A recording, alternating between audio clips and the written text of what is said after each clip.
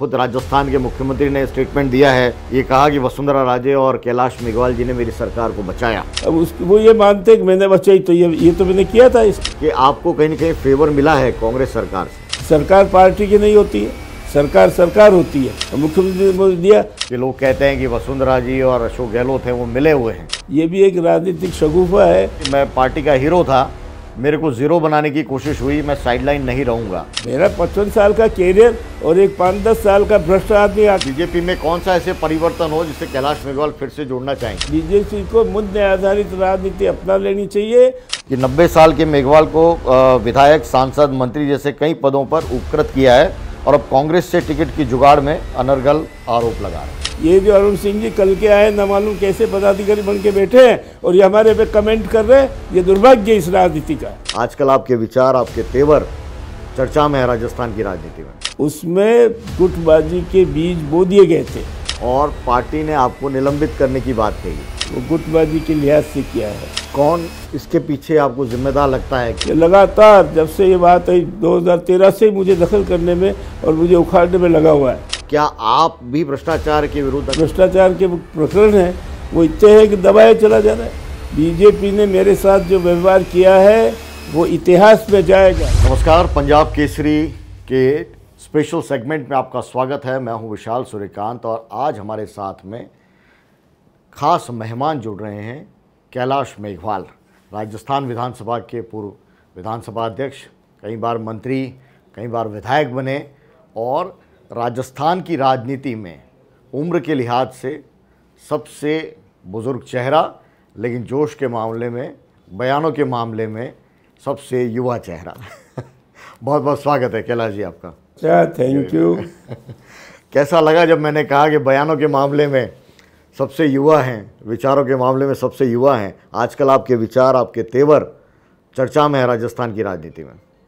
मानसिक और शारीरिक सक्रियता उम्र के हिसाब से नहीं देखी जाती है। आप उम्र किस तरह से जी रहे हैं और अपने शरीर को किस तरह से ढाल रहे हैं और अपने मानस को किस दिशा में आप अध्ययन करके ले जा रहे हैं, उस पर निर्भर करता है। और इस मामले में आज 90 में चल रहा हूँ, फिर भी मैं हर दृष्टि से अपने आप को समर्थ पाता हूँ। जी, आप न केवल समझ रहे हैं बल्कि समझा रहे हैं। इन दिनों भारतीय जनता पार्टी के कई नेताओं को लेकर आपके जो बयान हैं वो चर्चाओं में हैं और पार्टी ने आपको निलंबित करने की बात कही है। क्या कहिएगा? पार्टी ने निलंबन जो किया है वो गुटबाजी के लिहाज से किया है। भारतीय जनता पार्टी में पिछले विधानसभा के बाद गुटबाजी के आधार पर सारा काम चल रहा था। और अगर मैं ये कहूँ कि 2018 के जो चुनाव हुए भारतीय जनता पार्टी और राजस्थान विधानसभा के, उसमें गुटबाजी के बीज बो दिए गए थे। क्योंकि मैं आपको याद दिलाना चाहता हूँ, उस समय वसुंधरा जी जो तैयारी कर रही थी चुनावों की, उस समय एक संकेत आया दिल्ली से कि प्रदेश अध्यक्ष बदला जाएगा। अरे भाई, साथ मिल के काम कर रहे हो, प्रदेश बदला जाएगा। इसके बाद दूसरा संकेत आया कि बहुमत के बाद भी जो है अगली बार नया मुख्यमंत्री बनाया जाएगा। ये आने के बाद वो निरुत्साहित तो होता ही है आदमी।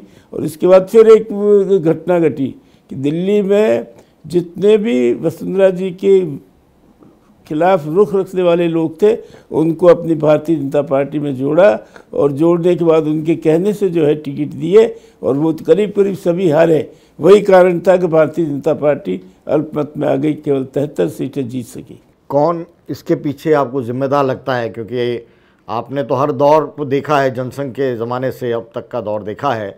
अचानक ये जो स्थितियाँ बदली, ख़ासतौर से आप 2018 का जिक्र कर रहे हैं, अभी जो हालात हैं, क्या कहिएगा, कौन जिम्मेदार? कोई सवाल ये कि सुनने वाला और समाधान करने वाला दिल्ली से लगाकर नीचे तक कोई नहीं है। किसी को फुर्सत नहीं है। मैंने विस्फोट किया है कोई अभी का नहीं है। विधानसभा चालू होने के बाद से ही मेरे साथ जो दुर्व्यवहार होने लगा, आप अंदाज़ा लगाएंगे कि राजस्थान में सतीश जी पूनिया ने 12 आदमी की कोर कमेटी बनाई। आप सोच सकते हैं, जितना राजनीति आप जानते हैं, क्या उस 12 आदमियों की कोर कमेटी में मेरा पात्र नहीं होता? मुझे उसमें नहीं लिया गया है क्योंकि मैं वसुंधरा समर्थक माना जाता हूँ। और वसुंधरा को जो है एक तरह से पूरी तरह उसकी राजनीति ख़त्म करने के षड्यंत्र चालू हो गए थे। इसके बाद विधानसभा में भी जितनी कार्यवाही हुई वो सारी गुटी आधार पर, इधर ये आप संगठन आधार पर तो सतीश पूनिया, और उधर उस समय गुलाब जी थे, और उसके बाद ये आ गए राजन जी राठौड़। तो इन्होंने पूरा काम संगठन के आधार पर किया। और अब फिर आ गए पिछले सीपी जोशी जी जो कांग्रेस से आयातित है। इनका भारतीय जनता पार्टी की समझ और भारतीय जनता पार्टी की उनसे बहुत ज़्यादा कोई अनुभव का नहीं है। तो पूरी तरह गुटी आधार पर सारी राजनीति चली और उसमें मुझे लगातार उपेक्षित किया जाता रहा। मैं 1968 से जो है राजनीति में हूँ और मेरी 55 साल में जो मैंने संघर्ष किया भारतीय जनसंघ को जमाने में, उसको आगे बढ़ाने में, उसका निर्माण करने में, उसको विकसित करने में, और उसके बाद भारतीय जनता पार्टी को जमाने में, उसको आगे बढ़ाने में, उसका निर्माण करने में, उसको विकसित करने में मेरा भरपूर योग हर तरह से रहा है। उस ऐसी स्थिति में एक आयातित आदमी, ये जो जिसका नाम मैं ले रहा हूँ अपने अर्जुन राम जी मेघवाल, ये भ्रष्टाचार के कुछ प्रकरण इनके खिलाफ दर्ज हुए। उन भ्रष्टाचार को प्रकरणों को ओवर करने के लिए ये भारतीय जनता पार्टी में घुस गए, राजनीति की शरण ले ली और शेड्यूल कास्ट के थे जो बीकानेर से टिकट मिल गया। लेकिन उस समय भी इनके पास इनके खिलाफ भ्रष्टाचार के आरोप थे। लेकिन कैलाश जी उस वक्त तो आपने विरोध किया नहीं, आज परिस्थितियां ऐसी बन रही हैं जैसा आप बता रहे हैं, इस वजह से आप विरोध कर रहे हैं। इतना तजुर्बेदार नेता, क्या आप भी भ्रष्टाचार के विरुद्ध, अगर आप कथित रूप से जो मुद्दे उठा रहे हैं उसको लेकर आप सेलेक्टिव परसेप्शन के साथ बात कर रहे हैं? जब आज आपकी पार्टी चुनावी मैदान में है, जब आपसे उम्मीद है, वसुंधरा जी तमाम नेताओं से उम्मीद है कि पार्टी है वो चुनाव जीते, इस वक्त आप ये मुद्दा उठा रहे हैं और अर्जुन मेघवाल पर हमला कर रहे हैं, तो क्यों न माना जाए कि राजनीति से प्रेरित है?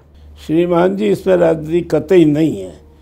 मुझे इनके बारे में जो जानकारियाँ थी मैंने नड्डा साहब को भी पहले दे दी, आपके जो अरुण सिंह जी आते हैं ना बार बार, उनको भी सारे दे दिए कि साथ उनकी भ्रष्टाचार करके आया है और इसको जो है आप मत लीजिए। मैंने इसका भारतीय जनता पार्टी में प्रवेश का भी विरोध किया और उसकी वजह से ये मेरे साथ मेरे खिलाफ रंजिश रखने लग गया और मेरे शाहपुरा विधानसभा में ये लगातार, जब से ये बात आई 2013 से मुझे दखल करने में और मुझे उखाड़ने में लगा हुआ है, जो कि मैं उखड़ नहीं सका, मेरी जमे है। तो इस तरह, और इसके जो भ्रष्टाचार के प्रकरण हैं वो इतने हैं कि दबाया चला जा रहा है हर तरह से। 1.5 करोड़ रुपया महंत जी महाराज श्री अपने वहाँ के, उनसे इसने पुष्कर का टिकट दिलाने के नाम पे लिए। पुष्कर के महंत जी महाराज नाम मैंने उसमें दिया है 1.5 करोड़ रुपया। इस तरह ये बेईमानी करने का और राजनीति में फ़ायदा लेने का एक आदी रहा है। उसको आज मेरे मुकाबले ज़्यादा आगे बढ़ रहे थे, ये एक कारण है मेरा। जो मेरा जितना राजनीतिक कैरियर है उस राजनीतिक कैरियर के हिसाब से इसका कैरियर क्या है? न कोई संघर्ष किया, न कभी जेल में गया, शेड्यूल कास्ट की वजह से आया और लिफ्ट पा गया, और राजन जी राठौड़, देवी सिंह जी भाटी और वसुंधरा जी ने इसको लिफ्ट दी और ये आगे बढ़ गया। लेकिन आगे बढ़े जहाँ तक ठीक है, एक कॉम्पिटिटिव भावना आनी चाहिए, लेकिन इसने मुझे उखाड़ने की चालू कर दी अपने आप को राजस्थान का बड़ा नेता साबित करने के लिए। इसलिए मैंने उठाया ये मुद्दा। लेकिन कैलाश जी, आपको लेकर भी बयानबाजी हुई है। खुद राजस्थान के मुख्यमंत्री ने स्टेटमेंट दिया है 7 मई 2023 को, ये कहा कि वसुंधरा राजे और कैलाश मेघवाल जी ने मेरी सरकार को बचाया। ये स्टेटमेंट अशोक जी गहलोत ने दिया। खुले रूप में मैंने कोई उनकी सरकार को बचाने का प्रयत्न नहीं किया, लेकिन मैंने उस समय एक वक्तव्य जरूर जारी किया था कि राजनीति में पैसे के लेन देन से और पैसे की खरीद फरोख्त से बहुमत को अल्पमत में बदलना और अल्पमत को बहुमत में बदलना ये घातक चीज़ है और ये नहीं होना चाहिए। मेरा वो स्टेटमेंट आने के बाद जो कैंप लग रहे थे इधर उधर, उनमें खलबली मच गई और उनकी सरकार बच गई। अब उसकी वो ये मानते कि मैंने बचाई, तो ये तो मैंने किया था, स्टेटमेंट दिया था। लेकिन आपको शाहपुरा को ज़िले की सौगात भी मिली। मुख्यमंत्री गहलोत के कार्यकाल में आपके क्षेत्र में कई काम हुए, तो राजनीति के गलियारों में साफ तौर पर ये दिखता है कि आपको कहीं ना कहीं फेवर मिला है कांग्रेस सरकार से। मुझे एक आश्चर्य होता है कि हम जनप्रतिनिधि हैं, चाहे दिल्ली का कोई एमपी है, चाहे राजस्थान का कोई एमएलए है, ये अपने काम कराने के लिए सरकार के पास नहीं जाएगा तो कहाँ जाएगा? सरकार पार्टी की नहीं होती है, सरकार सरकार होती है। और मैंने अशोक जी, मेरी विधानसभा क्षेत्र में हमेशा अपने लेवल पे भी और दूसरे लेवल पे भी ये सबसे पिछड़ा क्षेत्र था, अनुसूचित जाति का था 52 से ही। और इस पिछड़े क्षेत्र को आगे बढ़ाने के लिए हर स्तर पे मैंने कोशिश की और आज वो विकास की ओर दौड़ में आगे है। उसमें मैंने जहाँ भी जो भी कमी थी सरकार से मांगी, सरकार के मुख्यमंत्री जी है और मुख्यमंत्री ने मुझे दिया। अब इनसे कौन सी अनेक बात हुई। मुझे भारतीय जनता पार्टी की दया पर जो है, बुद्धि पर दया आती है कि क्या मतलब हुआ, सरकार से काम नहीं लेंगे किससे लेंगे? क्या दिल्ली में सरकार से काम नहीं लेंगे किससे लेंगे? और वाजिब काम है तो सरकार को मानना पड़ेगा, डेमोक्रेटिक सिस्टम है। लेकिन पब्लिक डोमेन में चर्चा है, खासतौर से राजनीतिक दलों के अंदर भी बयान है, खुद मुख्यमंत्री कई बार चुटकी ले चुके हैं कि लोग कहते हैं कि वसुंधरा जी और अशोक गहलोत हैं वो मिले हुए हैं। आपने तो वो दौर पूरा देखा है, क्या कहिएगा? कुछ बातें राजनीतिक दृष्टि से कही जाती है, ये भी एक राजनीतिक शगुफा है, क्योंकि राजनेता शगुफा छोड़ने में मास्टर होते हैं। और कहीं न कहीं कोई शगुफा छोड़ दिया और पत्रकार लोग और ये जो मीडिया है ये शगुफे को सनसनीखेज दे के आगे बढ़ा देते हैं। ये उसी तरह का एक शगुफा है। जी जी। तो भारतीय जनता पार्टी की राजनीति आपने तो जनसंघ के ज़माने से देखा, आपके पिताजी जनसंघ के संस्थापक सदस्यों में थे राजस्थान में, और अब तक का जो पूरा जनसंघ का सफ़र रहा है, बीजेपी का पूरा सफ़र रहा है, राजस्थान के अंदर ऐसा लगता था कि एक एकजुट है और बीजेपी है, उसका एक चेहरा है, तमाम जो नेता हैं उस पर आते थे। अब ये अचानक क्या हो गया है और उसमें कैलाश मेघवाल इतने खिन्ने क्यों हैं? और उसमें अगला सवाल मैं जोड़ूंगा ये, क्योंकि तमाम जो आपके विरोधी हैं और जो स्टेटमेंट आए हुए हैं भारतीय जनता पार्टी के नेताओं के, वो कह रहे हैं कि आप कांग्रेस से टिकट लेना चाहते हैं, इसलिए इस तरह का स्टेटमेंट दे रहे हैं। दुर्भाग्य है इस देश का कि लोग जिस तरह कपड़े बदलते हैं ना, उस तरह पार्टियां बदल रहे हैं। मैं भारतीय जनता पार्टी पर यह आरोप लगाता हूं कि कांग्रेस में जितने भी लोग थे प्रभावी उनको अपनी पार्टी में जोड़ते चले जा रहे हैं, और जो प्रभावी हमारे कार्यकर्ता थे, वहाँ के फील्ड के कार्यकर्ता, उनकी उपेक्षा होती जा रही है। तो ये जो मेरे पे आरोप लगाया है वो इसलिए लगाया है कि इनके पास मेरे खिलाफ कहने को कुछ भी नहीं है, कुछ भी कोई ऐसा बिंदु नहीं है कि ये मुझे किसी पॉइंट पे वो कर सके। तो इसलिए पॉलिटिकली मुझे डाउन करने के लिए उन्होंने शगुफा छेड़ दिया। अब मेरे रिश्ते तो सब पार्टी से अच्छे हैं, मेरी शुरू से उदयपुर से मोहनलाल जी सुखाड़िया मुख्यमंत्री थे तब से और आज तक सारे राजनेताओं से बहुत ही भाईचारा के, बहुत ही आत्मीयता के संबंध रखे। तो वो संबंध रखना तो बुरा नहीं है। आज की जो कटुता की और शत्रुता की जो राजनीति आ गई है, ये देश का दुर्भाग्य है। ये आप जो बातें कह रहे हैं वो राजस्थान की राजनीति से लेकर दिल्ली तक के नेताओं को ये स्टेटमेंट है वो कटघरे में लाता है। सही है, दिल्ली कोई अछूती नहीं है गुटबाजी से। ठीक है, बाहर नहीं आ रहा है तो उससे क्या मतलब, दिल्ली में भी है आपस में जिस तरह की जो है एक दूसरे के प्रति लगाव है, मुझे मालूम है कितना लगाव और कितना दुर्गाव है। मैं उनको बोलना नहीं चाहता यार, क्योंकि चुनाव हो रहे हैं। तो राजस्थान में आपको क्या लगता है कौन भारतीय जनता पार्टी का चेहरा होना चाहिए और किस रूप में आगे चुनावी रणनीति के अंदर बीजेपी को जाना? भारतीय जनता पार्टी का आज तक जितने विधानसभा के चुनाव हुए किसी न किसी चेहरे के आधार पर चुनाव लड़ा गया। ये पहली बार है कि कोई चेहरा इसलिए सामने नहीं लाया जा रहा कि भारतीय जनता पार्टी में राजस्थान लेवल के किसी चेहरे के प्रति कोई श्रद्धा नहीं है, और इसलिए सारी हिंदुस्तान की सरकार, प्रधानमंत्री जी और उनके सारे प्रमुख मंत्री, राष्ट्रीय अध्यक्ष नड्डा जी, उनकी सारी जो फौज है वो सारी राजस्थान में झोंक दी गई है। और इसके पीछे एक ही है कि तो कोई ये अपना मोहरा बिठाना चाहते हैं राजनीति में, इसलिए जी कह रहे हैं कि बहुमत आएगा तब तय करेंगे। क्यों नहीं करेंगे? आज तक जो है सब जगह देता है, क्या इतना है इनको?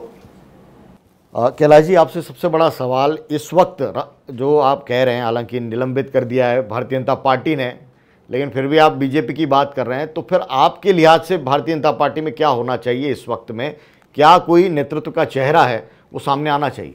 भारतीय जनता पार्टी हो या कांग्रेस पार्टी हो या और कोई पार्टी हो, सब उसके उद्देश्य एजेंडा जो है गौण हो गए हैं। एक उद्देश्य रह गया, सत्ता प्राप्ति करना, चाहे वो दिल्ली की सत्ता हो चाहे राजस्थान की सत्ता करो, और इसी सत्ता प्राप्ति के इर्द गिर्द सारी जो है कार्यवाही चल रही है। और इसके आधार पर व्यक्तियों को जो है किसको आगे बढ़ाना और किसको नहीं आगे बढ़ाना, दोनों ही पार्टियों में जो है ये प्रवृत्ति चलती है। वही प्रवृत्ति राजस्थान में भी चलती है। तो राजस्थान में क्या होना चाहिए? भारतीय जनता पार्टी क्या बीजेपी ने तो एक्शन किया है आपके खिलाफ, पहले तो आपका क्या उस पर रिएक्शन है ये महत्वपूर्ण है, और उसके बाद में क्या आप सुझाव देंगे, क्या स्पष्टीकरण देंगे अपना? बीजेपी ने मेरे साथ जो व्यवहार किया है वो इतिहास में जाएगा। मैंने एक आदमी को भ्रष्ट कहा है, जो भ्रष्ट है, जिसके प्रमाण दिए हैं, उसकी सज़ा मुझे दी है कि पार्टी से निकाल करके अनुशासन के नाम पे। ये तो है मेरा आपका ये पहला जवाब। दूसरा, जब मैं भारतीय जनता पार्टी से निलंबित कर दिया गया हूँ तो अब अपनी कोई ओपिनियन देने में मैं उचित नहीं समझता। तो आगे की राजनीति, क्योंकि चुनावी माहौल है, उसमें सभी की नज़र है कि कैलाश जी का अगला रुख है वो क्या होगा? क्या किसी पार्टी के साथ जुड़ेंगे आप? मैं अगला रुख मेरा जो है एक ही उद्देश्य है कि भीलवाड़ा में से मैंने शाहपुरा ज़िला बनवाया। इस शाहपुरा ज़िले को ज़िले के रूप में व्यवस्थित करने, इसको अच्छा सुदृढ़ ज़िला बनाने, और इसकी जो हेडक्वार्टर होगा शाहपुरा नगर, उसको विश्व का सबसे बड़ा टाउनशिप डेवलप करने में मैं इच्छुक हूँ, और इसीलिए मैं चुनाव लड़ूंगा और अपने सहयोगियों से, शुभचिंतकों से राय करके लड़ूंगा किस तरह लड़ा जाए। लेकिन किसी पार्टी के साथ में निर्दलीय किस तरह से, कैलाश जी कैसे जाएंगे? जो कार्यकर्ताओं की राय बनेगी।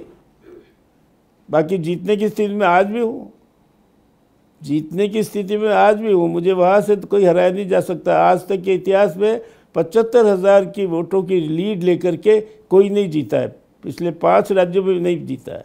इसलिए मैंने वहाँ सेवा की है, विकास किया है, संपर्क बढ़ाया है, भाईचारा बढ़ाया है, उसका मुझे वोट मिलता है। वोट के कई तरीके होते हैं लेने के, कोई सिद्धांतों के आधार पर मिलता है क्या? लेकिन वो तो बीजेपी का भी आपका रोल रहा है ना। अरुण सिंह का जो स्टेटमेंट है आपके निलंबन पे कि 90 साल के मेघवाल को विधायक, सांसद, मंत्री जैसे कई पदों पर उपकृत किया है, और अब कांग्रेस से टिकट की जुगाड़ में अनर्गल आरोप लगा रहे हैं। ये अरुण सिंह जी ने बिल्कुल गलत स्टेटमेंट दिया है। मैंने जुगाड़ नहीं, मैंने पार्टी बनाई है, और ये सारे पद मैंने अर्न किए हैं, किसी की मेहरबानी से नहीं। जहाँ जहाँ भी मुझे भेजा, बूटा सिंह से कोई लड़ सकता था? अटल जी ने बोला कि मुझे कहा कि लड़ो वहाँ जाके, तब लड़ा हूँ। या डिप्टी चीफ मिनिस्टर लड़ा था एक उपचुनाव, उसमें कोई लड़ सकता था? ये जो अरुण सिंह जी कल के आए, न मालूम कैसे पदाधिकारी बन के बैठे हैं और ये हमारे पे कमेंट कर रहे हैं, ये दुर्भाग्य इस राजनीति का। ओकार सिंह लखावत हैं जो कि अनुशासन समिति के अध्यक्ष हैं, उनका स्टेटमेंट है कि पार्टी के संविधान के विपरीत आपने एक्ट किया। संविधान जो है वो मुझे मालूम है, और जब मैं पूरी तरह भर गया कि यह कोई सुनने वाला नहीं है, नड्डा को कह चुका, अरुण सिंह जी को कह चुका, उसके बाद मुझे पब्लिक में आना पड़ा। और ये कोई अनुशासनहीनता नहीं है, क्योंकि कार्य पद्धति जो थी वो अनुकूल नहीं थी मेरे। और आपका बड़ा स्टेटमेंट है वो चर्चा में, आप कह रहे हैं कि मैं पार्टी का हीरो था, मेरे को ज़ीरो बनाने की कोशिश हुई, मैं साइडलाइन नहीं रहूँगा। तो साफ तौर पर आप चुनौती दे रहे हैं भारतीय जनता पार्टी को। आप मेरा अभी 2018 तक का कैरियर देखिए, एक के बाद एक संघर्ष, एक के बाद पार्टी के कमिटमेंट का काम, और मैं लगातार चला आया। और जो ही अभी चुनाव हुए 2018 के, उसके बाद मुझे हर तरह से, न मुझे कोई लेजिस्लेटिव विंग में प्रोत्साहन दिया, न कोई संगठनात्मक कार्यों में प्रोत्साहन दिया, और इसके लिए मैं रिएक्शन में हूँ। मेरा 55 साल का कैरियर और एक 5-10 साल का भ्रष्ट आदमी आके जो है उसको गुटबाजी से वजह से आगे बढ़ा रहे और मुझे बाहर करना चाहते हैं। ये सब थोथले बातें। लेकिन आगे तो पहले भी रहे ना, वो केंद्रीय मंत्री हैं। लगातार सवाल वही तो है कैलाश जी कि इस वक्त में आप आवाज़ उठा रहे हैं। आप जैसा नेता जिसने जनसंघ की स्थापना, उसको बढ़ाना, उससे पूरा आपका परिवार जुड़ा हुआ है, आपने इतने सालों तक ये जो आवाज़ है कैलाश मेघवाल की जिस रूप में आज सामने आ रही है, वो पहले क्यों नहीं आई? पहले इसलिए नहीं आई कि फोड़ा जब पक जाता है तभी नस्तर लगाया जाता है। अब इसको जब से कानून मंत्री बढ़ाया तब से मेरे में एक पीड़ा थी। मैं ये बात सहन नहीं कर सकता था कि एक भ्रष्टतम व्यक्ति कानून मंत्री बने, और इसीलिए मेरे पास सब फैक्ट्स होते थे, मैंने जनता के सामने फेंक दिए। आज आपने कहा कि फोड़ा था और पकने की स्थिति आ गई, तब आप बोले। बेसिकली आज की बात अगर हम करें, कैलाश मेघवाल जी का दर्द क्या है? अर्जुन मेघवाल हैं, उनको तरजीह मिल रही है, उनको तवज्जो मिल रही है, या फिर वसुंधरा राजे हैं, उनको लेकर जो आप उनकी भूमिका चाहते हैं वो हो नहीं पा रही? मेरा दर्द सीधा सीधा यह है कि मेरे 55 साल के राजनीतिक जीवन में जो संघर्ष करके मैं आगे बढ़ा हूँ, उसके मुकाबले 5-7-10 साल पहले आए हुए आदमी को जिस तरह महत्व दिया जा रहा है, और ये महत्व गुटबाजी की वजह से दिया जा रहा है, और कोई कारण नहीं है। यहाँ भारतीय जनता पार्टी में गुटबाजी ऊपर से नीचे तक है। आपने तो बहुत मुख्यमंत्री का, लगभग राजस्थान के सारे मुख्यमंत्री का कार्यकाल देखा है। सबसे बेहतर कार्यकाल आपको किसका लगता है? No comments. नहीं, आप नो कमेंट्स। आप इस गलियारे से निकल नहीं सकते, आपका अनुभव ऐसा है कि लोग एक्सपेक्ट करेंगे। No comments. अच्छा, आपका किससे संबंध सबसे अच्छा रहा? मेरा कोई ऐसा नहीं जिससे संबंध अच्छा नहीं रहा। मैं उदयपुर में मोहनलाल जी सुखाड़िया कांग्रेस के मुख्यमंत्री थे, लेकिन वहाँ भी मैं अपोजिशन में होते हुए मेरे पारिवारिक संबंध थे उनसे। उनके यहाँ जाके उठना बैठना खाना पीना थे। भैरव सिंह जी ने मुझे लगातार पेट्रोनाइज किया। तो कोई मुख्यमंत्री ऐसा नहीं जिसके प्रति मेरी कोई दुर्व्यवहार ना हो। सबसे मेरे अच्छे संबंध थे जी। और ये बूटा सिंह के साथ जो चुनाव की बात आपने कही अटल जी के टाइम की, वो किस्सा क्या था? वो किस्सा ये था कि जब बूटा सिंह जी का नाम घोषित हो गया जालोर सिरोही में कि इनको जो है लड़ाया जाएगा। पहले भी बूटा सिंह जी 1984 में वहाँ से लड़ चुके थे और मंत्री थे, गृह मंत्री थे। उस समय राजस्थान में कोई ऐसा नहीं था कि जो वो उसका मुकाबला कर सके, चुनाव लड़ने में जा सके। उस समय मेरे पर नज़र पड़ी, मैंने भी मना कर दिया। मना करने के बाद मुझे जो है घनश्याम जी तिवारी है, आप उनसे पूछना, खुद मुझे लेके गए दिल्ली। वहाँ भैरव सिंह जी और भंवर जी मेरा इंतजार कर रहे थे। ये दोनों ही लेके और मुझे अटल जी के यहाँ ले गए। और अटल जी ने एक ही बात की कि कभी कभी कार्यकर्ता चुनौती में आता है। आज एक चुनौती आ गई है और आपके राजस्थान के नेता चाहते हैं कि आप लड़ो, तब मैं लड़ा वो चुनाव और बूटा सिंह को हरा दिया। अच्छा, आपने घनश्याम तिवारी जी का नाम लिया। घनश्याम तिवारी जी ने भी आप ही की तरह एक अलहदा राह ली थी, वापस वो पार्टी में आ गए। देखिए, इस बारे में कोई कमेंट नहीं। वो तो नाम इसलिए लिया है कि मुझे स्पेशल लेने आया था दिल्ली से कि बुला रहे, और मुझे मालूम था बुला किस लिए रहे। फिर ये मुझे अटल जी के यहाँ ले गए और अल्टीमेटली सबसे बड़े नेता थे अटल जी, उनसे उन्हें प्रभावित करके निर्देश दिया कि तुम लड़ो। इसलिए गुलाब इसका अपने घनश्याम तिवारी का नाम नहीं, ठीक है, मैं आपने कहा, लेकिन मैं सवाल वहाँ से भी बनता है। घनश्याम तिवारी, किरोड़ीलाल मीणा, कई नेता हैं, उन्होंने अलग राह बीजेपी से बनाने की कोशिश की, लेकिन वो उस रूप में उनको कामयाबी नहीं मिली। ऐसे में कैलाश मेघवाल हैं, वो इतना बड़ा जोखिम क्यों ले रहे हैं चुनाव के वक्त में? नहीं, मैं दुखी कहाँ हूँ? जोखिम ले रहे हैं आप, हैं? रिस्क ले रहे हैं, जोखिम कोई ले रहे रिस्क नहीं है मेरे लिए। मैं काम करता हूँ, मैं अधिकारपूर्वक काम करता हूँ। मैंने भारतीय जनसंघ को भी खड़ा करने में मदद की है जब कोई नहीं था। उस समय शेड्यूल कास्ट के लोग सूंघते नहीं थे भारतीय जनसंघ को। उस समय मैं सारे राजस्थान में घूमता था। उसके बाद भारतीय जनता पार्टी में जम के काम किया मैंने, और मेरी क्षमता से। और मैं आपको बताऊँ एक घटना, ये आपका अजमेर जनरल कैटेगरी की सीट थी, ये पार्लियामेंट की। 1984 में जब चुनाव आए तो वहाँ कोई ऐसा कैंडिडेट नहीं मिला जो उस वहाँ चुनाव लड़ सके। मैं शेड्यूल कास्ट का होते हुए भारतीय जनता पार्टी ने कहा तुमको लड़ना है, तो मैं लड़ा और 56,000 वोट लिए मैंने। तो मेरी क्षमता है, मैं वोट गेचिंग मशीन हूँ, मैं कटिंग मशीन नहीं हूँ। और मुझे दुर्भाग्य है कि मुझे जो इन्होंने निलंबित किया है, इससे बहुत बड़ा राजस्थान में वोट कटिंग भी हो सकता है। जी, आपके बयान जिस रूप में है वो लगातार जाहिर तौर पर वसुंधरा राजे को आप एक बार फिर से नेतृत्व के रूप में देखना चाहते हैं, लेकिन क्या राजनीति के अंदर जो आपके विरोधी हैं वो कह रहे हैं कि कैलाश जी इतने अनुभवी हैं, राजनीति के अंदर एक ही चेहरे को बार बार मौका देना, इतने बड़े जो कार्यकर्ता हैं, जो नेताओं का पूरा एक संगठन है, क्या एक ही फेस होगा?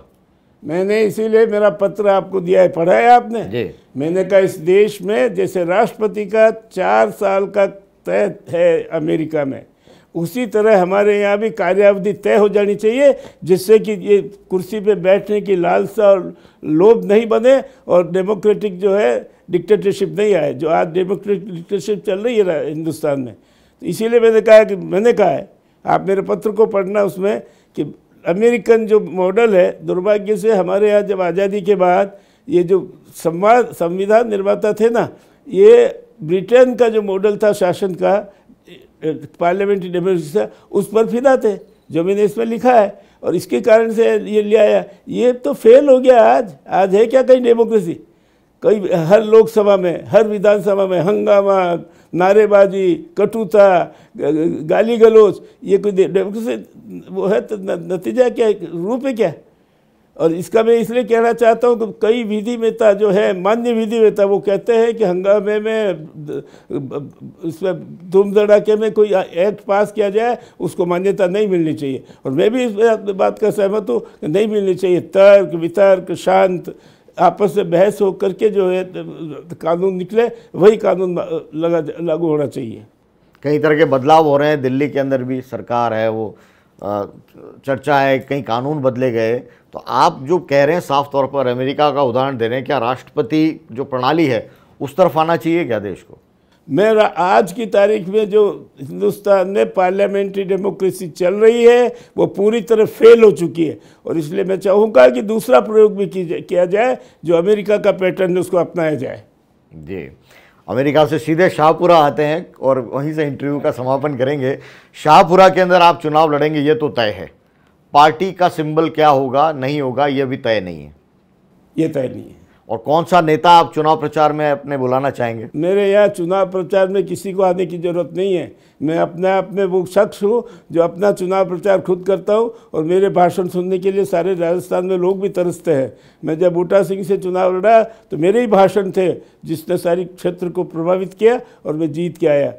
बाहर से एक दो नेता आए थे, तो मेरे यहाँ मैं नेताओं की ज़रूरत नहीं मानता हूँ। नेताओं की ज़रूरत उसको होती है जिसका काम नहीं हो, जिस पर विश्वास नहीं हो जनता का, जिसको अपनी बात रखने का तमीज़ नहीं हो। ऐसे लोग नेताओं को बुला के जब वोट बटोरते, मैं उनमें से नहीं हूँ।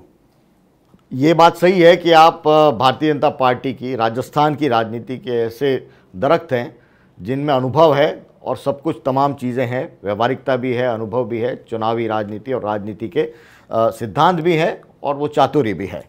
लेकिन अकेले कैलाश मेघवाल जिस रूप में खड़े हुए हैं इस वक्त में, आपको लगता है कि आपका प्रभाव राजस्थान की राजनीति में कांग्रेस और बीजेपी में उस रूप में होगा जिस रूप में आप आवाज़ उठा रहे हैं? और कई प्रभाव पड़े नहीं पड़े, मेरे विधानसभा क्षेत्र शाहपुरा में तो मेरा ही प्रभाव चलेगा, और इसलिए मैं दूसरी तरफ देखने की चिंता ही नहीं करता। लेकिन एक आप तो शाहपुरा के अंदर एक आपका व्यक्तित्व है, एक विधायक है, इसके अलावा तो विराट आपका राजनीतिक अनुभव है राजस्थान की राजनीति में। क्या आने वाले वक्त में बीजेपी के अंदर और कैलाश मेघवाल जैसे लोग हैं वो मुखर होंगे? बहुत समय लगेगा, कैलाश मेघवाल पैदा करने में बहुत समय लगेगा। मुझे भारतीय जनसंघ ने जो है आगे बढ़ाना चालू किया और ट्रेनिंग देके चालू किया। जो घड़ाई मेरी हुई है भारतीय राजनीति में, भारतीय जनसंघ से चालू की, भारतीय जनता पार्टी से लगाकर आज तक आई है। मैं कोई जो है भ्रष्ट आदमी की तरह किसी की दया पर राजनीति में नहीं आया हूँ। ये दया और याचक बन के आ जाते ना कि अरे बाप जी मने वोट दीजिए, मने टिकट दीजिए, ऐसे बहुत फिर रहे हैं आजकल। और इनको चाहिए नेताओं के भाषण की जरूरत, मेरे यहाँ नेताओं के भाषण की जरूरत नहीं है। बीजेपी को क्या सुझाव आप देंगे चलते चलते, क्योंकि निलंबित कर दिया है? निलंबित कर दिया है, दो सुझाव जी। मुझे बीजेपी से ही निलंबित कर दिया है, तो अब मैं क्यों किसी तरह का कोई सुझाव दूं? लेकिन बीजेपी में कौन सा ऐसे परिवर्तन हो जिससे कैलाश मेघवाल फिर से जोड़ना चाहेंगे? बीजेपी को मुद्दे आधारित राजनीति अपना लेनी चाहिए, और बीजेपी के जो कुछ मौलिक पंच निष्ठाएं हैं उसके आधार पर चलना चाहिए। वो सब आज बीजेपी भी सत्ता के नशे में और सत्ता प्राप्त करने में भूल चुकी है। बहुत बहुत शुक्रिया हमारे साथ जुड़ने के लिए कैलाश मेघवाल जी। 90 साल का एक राजनेता चुनावी ताल ठोक रहा है, शाहपुरा से फिर चुनावी मैदान में उतरने की बात कर रहे हैं, और भारतीय जनता पार्टी है उनसे उनका निलंबन हो चुका है। तो कैलाश मेघवाल का आगे का क्या कदम होगा इस पर पूरे राजस्थान की जनता की नज़र रहेगी, क्योंकि कहते हैं कि कैलाश मेघवाल अगर बोलते हैं तो अकेले कैलाश मेघवाल नहीं बोलते, उनके साथ में एक विचार है वो बोलता है, और कोई लोगों के मनोभाव हैं वो बोलते हैं। ठीक है मैंने? Wonderful wonderful. शुक्रिया हमारे साथ में जुड़ने के लिए। पंजाब केसरी पर नेताओं के साथ इसी तरह के संवाद, चुनावी माहौल में चुनाव की बात हम करते रहेंगे। जुड़े रहिए। नमस्कार।